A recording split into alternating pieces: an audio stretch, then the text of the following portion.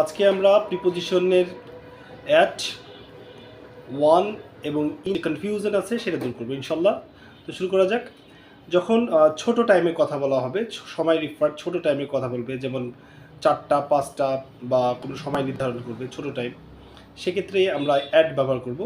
এর চেয়েতে বড় যেমন ডে, ঠিক আছে, সেক্ষেত্রে আমরা ডের বিষয়, সেক্ষেত্রে আমরা ওয়ান ব্যবহার করব।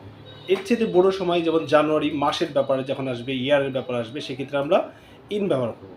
যেমন ছোট টাইম, আমি আজ 4টার সময় আসব, I will come at 4 AM, এক্ষেত্রে আমরা অ্যাট ব্যবহার করব। আর যদি বলি আমি শুক্রবারে আসব, I will come on Friday, I will come on Friday. তো শুক্রবারের চাইতে বড়ো সময় হচ্ছে মান্থ, আমি জানুয়ারি মাসে আসব, আই উইল কাম ইন জানুয়ারি।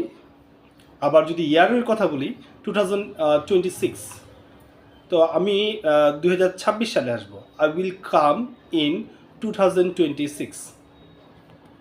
তবে একটা বিষয় খেয়াল রাখতে হবে, যেমন স্টারডে, tomorrow, last month, last year, এগুলোর সামনে কোনো প্রিপোজিশন বসে না।